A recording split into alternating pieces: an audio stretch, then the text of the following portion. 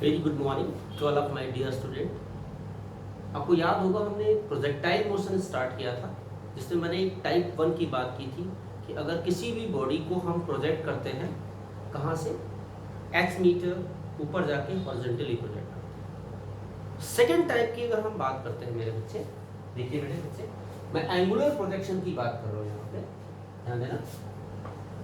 Type 2 याद होगा, that is angular projection। बहुत आसान है बेटा। मीन्स किसी भी बॉडी को हॉरिजॉन्टल से थीटा के एंगल पे हम प्रोजेक्ट करते हैं, तो आपको दिखाना है इक्वेशन ऑफ ट्रेजेक्ट्री क्या होगी, दैट मस्ट बी पैराबोलिक। देखिए मेरे बच्चे, बहुत आसान सा है। Okay, this is y axis, this is x। एक बॉडी को आपने प्रोजेक्ट कर दिया लाइक दिस, ठीक है मेरे बच्चे। किस वेलोसिटी से प्रोजेक्ट किया, दैट इज u। किस एंगल पे, थीटा नॉट, ठीक है बेटा। जिससे प्रोजेक्ट करते हैं पॉइंट ऑफ प्रोजेक्शन को बताया था मैंने आपको। पॉइंट ऑफ प्रोजेक्शन हमेशा क्या होगा मेरे बच्चे, ओरिजिन, याद है। तो अब देखिए, u वेलोसिटी को दो कंपोनेंट में तोड़ दो, एक तो x की तरफ ux और एक y की तरफ uy, ठीक है मेरे बच्चे। थोड़ा सा डिफिकल्ट डायग्राम बनेगा, थोड़ा ध्यान देना। अब एक जनरल पॉइंट लेते हैं, मान लो यहां ले लिया हमने, तो यहां पे वेलोसिटी चेंज हो जाएगी, टेंजेंट डालोगे तो दो कंपोनेंट आएंगे, एक तो vx और दूसरा क्या आएगा बेटा, vy। और अंडर ग्रेविटी, ग्रेविटी क्या कर रही है, मोशन का अपोज कर रही है जब बॉडी ऊपर जा रही है, ये हाईएस्ट पॉइंट, ठीक है मेरे बच्चे। तो यहाँ पे कोऑर्डिनेट्स क्या होंगे, ये x हो गया, ये y हो गया, this is x, this is y, ठीक है मेरे बच्चे। तो देखिए मेरे बच्चे, x एंड y, तो कोऑर्डिनेट्स क्या हो गए, x, y। अब देखिए मेरे बच्चे, x डायरेक्शन में कोई फोर्स नहीं लगता, जैसे पहले डिस्कस किया था मैंने। तो fx क्या है, 0, that is mx। Means m तो 0 होगा नहीं, लेकिन x के लॉन्ग एक्सेलरेशन क्या होगा, 0 होगा।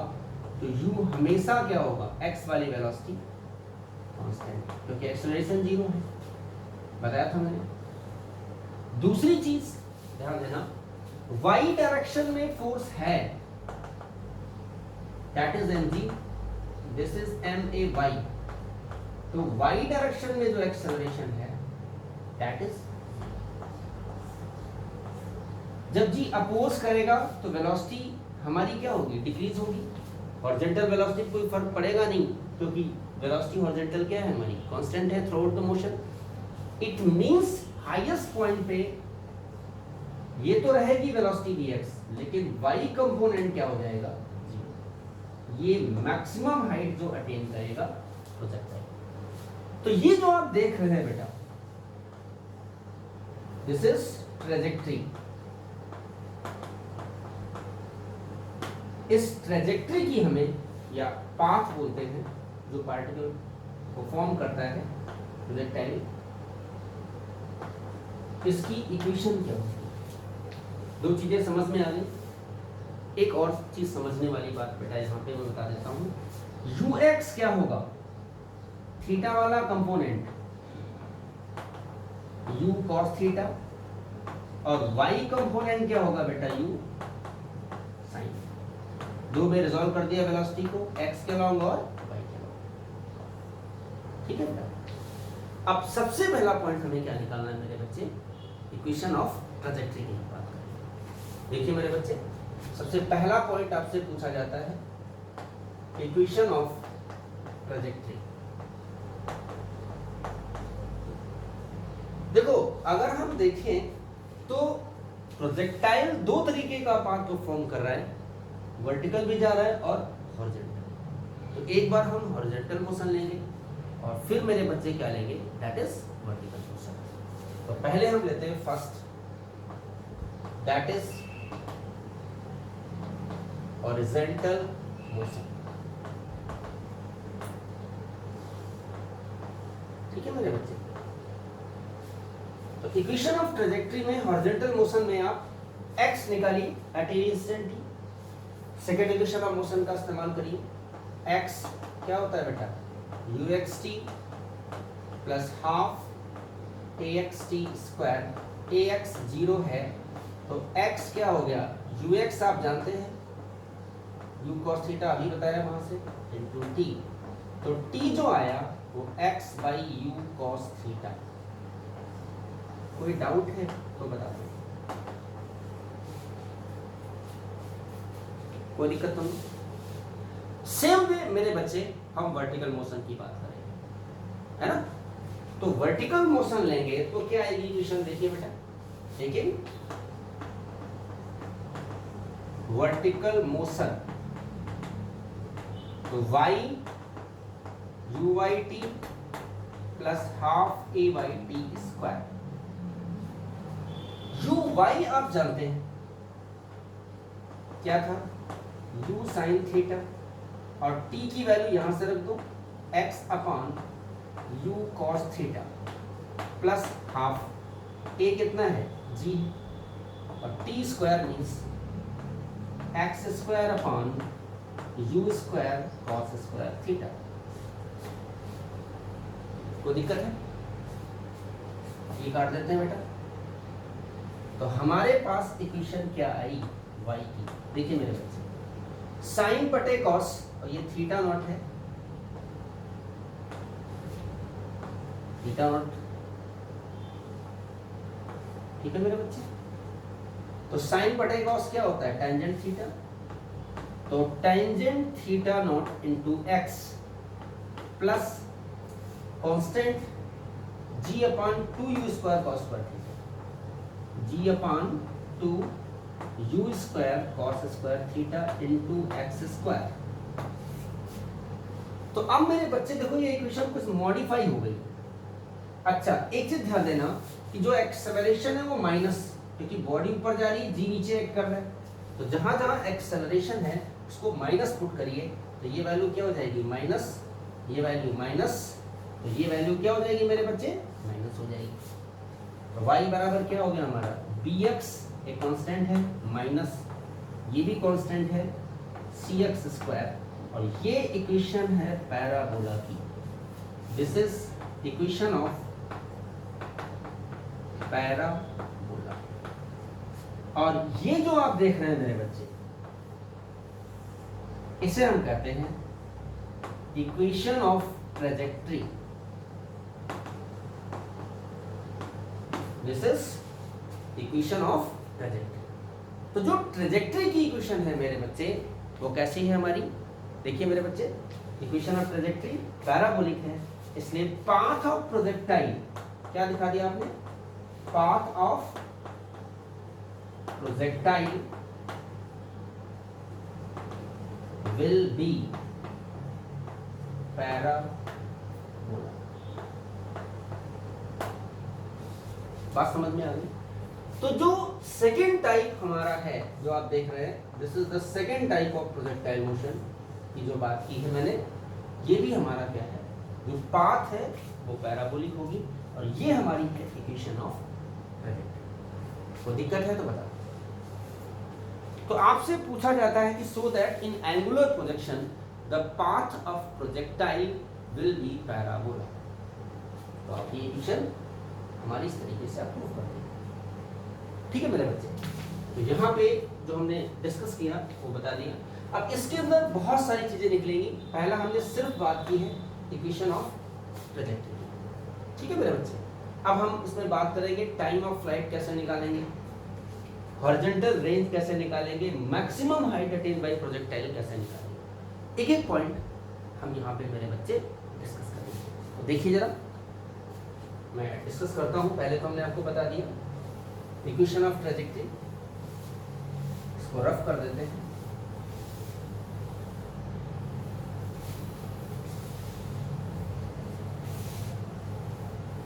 देखिए ये जरूरी है। अब हम इसमें सेकेंड पॉइंट जो निकालते हैं, time of flight, time of flight, ये सारे पॉइंट्स बहुत इंपॉर्टेंट हैं, पूछे जाते हैं। टाइम ऑफ फ्लाइट क्या होता है बेटा? जहां से आपने बॉडी को प्रोजेक्ट किया और जहां बॉडी स्ट्राइक करती है ग्राउंड पे, तो इस पूरे दौरान जो टाइम लगता है that is called as time of flight. Miss time during which projectile remain in air, miss क्या कहेंगे बेटा? Time during which projectile remain in air. आपने एक चीज निकाली थी, x कंपोनेंट क्या था? u cos थीटा नॉट, और y कंपोनेंट क्या था? u sin theta not. ax क्या था? 0, और ay क्या है? 0। ये चीज मैंने डिस्कस कर रखी होगा। देखिए बेटा, एक तो हम पूरा निकाल लें, उससे भी टाइम आ जाएगा, ठीक है। दूसरी चीज क्या है, एक हम time of ascent, time of descent क्या होंगे? बराबर होंगे, क्योंकि हम एयर रेजिस्टेंस को कंसीडर नहीं कर रहे हैं। तो यहां पे क्या होगा मेरे बच्चे? पहले मैं टाइम ऑफ असेंट निकालता हूं, टाइम ऑफ असेंट, यहां से यहां तक जो टाइम लगा, दिस इज 2t। तो टाइम ऑफ असेंट के लिए देखो, हाईएस्ट पॉइंट पे वेलोसिटी 0, वर्टिकल मोशन ले लीजिए, uy दिया है आपको। तो वर्टिकल जो मोशन की बात करें तो v इक्वल टू क्या होता है? u plus at, y y ay, ठीक है। देखिए vy क्या है? 0, uy आप जानते हो u sine theta naught, ay क्या है? Minus g into t. तो t कितना हो जाएगा? u sine theta naught by g. अरे यही तो आएगा मेरे बच्चे। तो टोटल टाइम ऑफ फ्लाइट क्या है? 2t। और टाइम ऑफ फ्लाइट क्या हो गया? Twice u sine theta naught by g. ये हमारा क्या है? This is time of flight. क्यों? क्योंकि time of ascent equal to क्या होगा? Time of descent. क्यों? क्योंकि मैंने जो एयर रेजिस्टेंस है, एयर रेजिस्टेंस, हमने इसको इग्नोर कर दिया है, इसलिए time of ascent, time of descent बराबर है। तो जो टाइम ऑफ फ्लाइट होगा वो क्या होगा? t plus t equal to.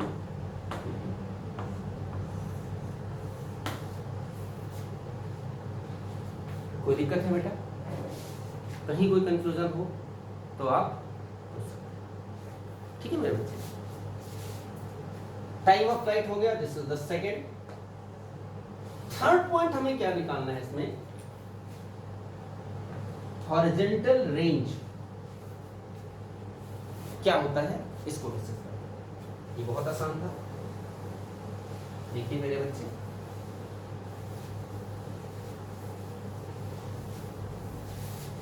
हम किसकी बात करते हैं मेरे बच्चे? जो तीसरा पॉइंट इसमें निकालना है, समझ लीजिए,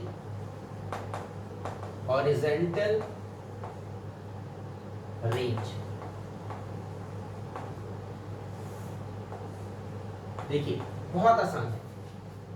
जहां से बॉडी को प्रोजेक्ट करते हैं और जहां पे बॉडी स्ट्राइक करती है, ये जो रेंज है horizontal distance, that is called as horizontal range. एक चीज यहां पे ध्यान देना, आपको याद होगा टाइम ऑफ फ्लाइट हमने निकाला था 2u साइन थीटा बाई जी, और u साइन थीटा हमारा u y है ना, तो t का एक हम ये भी ले सकते हैं ट्वाइस u y बाई जी। इसको बेटा लिख लेना गुना मत, सीधे सीधे वर्टिकल कंपोनेंट वेलोसिटी दिया हुआ है। यहाँ पे देखिए बेटा, तो हॉरिजॉन्टल रेंज के लिए हमें सेकंड इक्वेशन ऑफ मोशन का इस्तेमाल करना पड़ेगा। तो क्या आएगा मेरे बच्चे, यहाँ से यहाँ तक जाने में जो टाइम लग रहा है वो टाइम ऑफ फ्लाइट है।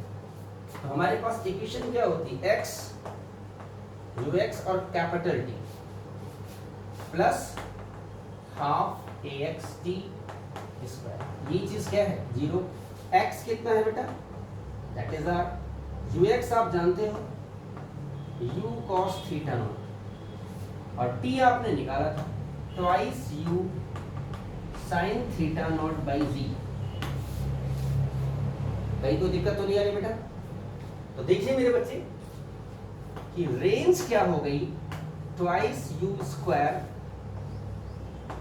sin theta naught cos theta naught by ji.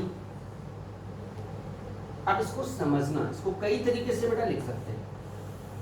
2 sin a cos a, sin 2 होता है ना, तो जो रेंज होगा हमारा वो क्या हो जाएगा, u square sine 2 theta naught by जी।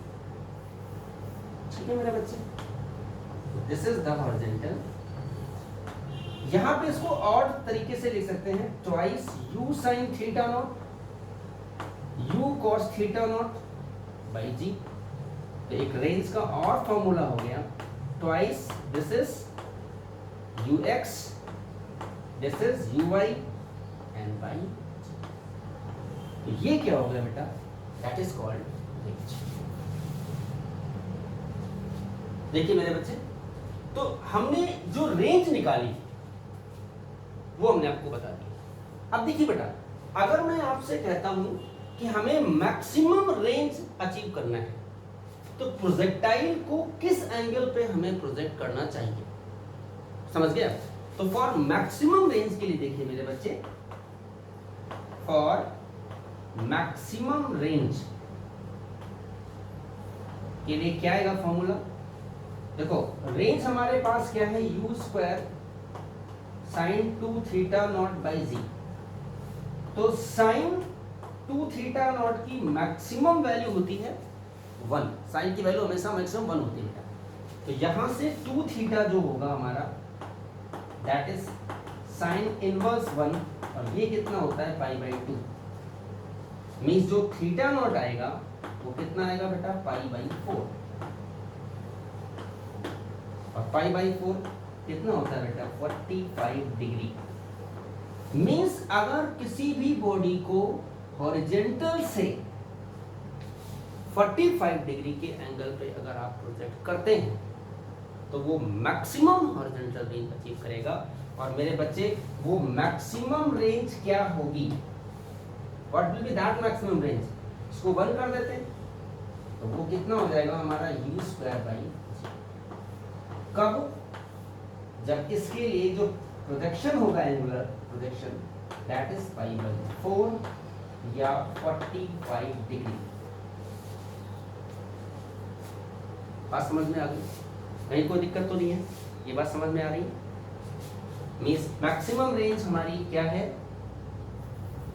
जो आपने निकाली है, दैट इज आर मैक्स निकालना हो। देखिए बेटा, तो आर मैक्स कितना होगा, u स्क्वायर बाई जी, और ये यहाँ पे थीटा कितना होगा, पाई बाई 4। ठीक है। अब एक चीज यहाँ पे आपसे और पूछा जाता है, जो मैं आपको यहीं पे डिस्कस कर देता हूं, क्योंकि रेंज का फॉर्मूला हमारे पास है कि किन दो एंगल के लिए जो रेंज होगी वो सेम होगी फॉर सेम गिवन वेलोसिटी। इसको समझना मेरे बच्चे। देखिए,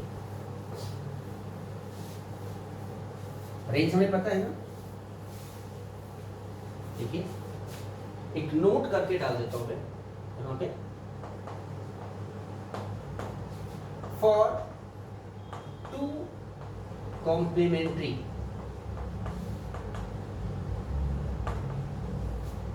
एंगल, कौन कौन से हैं? Theta and 90 minus theta. जो रेंज होगी वो सेम होगी। कैसे, मैं समझाता हूं। देखिए मेरे बच्चे, जैसे पहले रेंज हम लेते हैं फॉर थीटा के, तो क्या था हमारा u square sine 2 theta by g. बेटा यही था, अरे यही था। अब फॉर 90 माइनस थीटा नॉट के लिए रेंज R2 क्या आएगा बेटा? u square sine 2 90 minus theta by g. तो R2 क्या आया? u स्क्वायर बोलते बेटा, तो sine 180 minus 2 theta naught by g. तो देखो क्या आएगा, साइन 180 माइनस थीटा क्या होता है? साइन थीटा होता है। सेकंड क्वाड्रेंट में जाएगा, 180 में साइन चेंज नहीं होता है, तो ये कितना आएगा हमारा? u square sine 2 theta naught by g. अब देखिए मेरे बच्चे, ये रेंज R2 है इस एंगल के लिए, और इस एंगल के लिए रेंज R1। तो फ्रॉम फर्स्ट एंड सेकंड की बात करें, फ्रॉम फर्स्ट एंड सेकंड, तो R1 किसके बराबर होगा?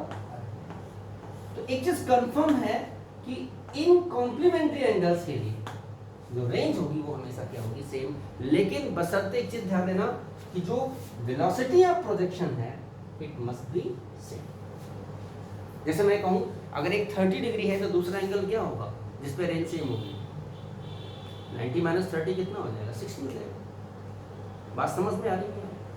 तो ध्यान रखना, आपसे पूछा जाता है किन दो एंगल प्रोजेक्शन के लिए जो हॉरिजॉन्टल रेंज होगी वो क्या होगी बेटा? सेम। बात समझ में आ गई? हॉरिजॉन्टल रेंज क्या है, हमने क्या क्या निकाल दिया? हॉरिजॉन्टल रेंज निकाला, टाइम ऑफ फ्लाइट निकाला। अब एक मैक्सिमम हाइट अटेन निकालना होता है, तो वो चीज भी हम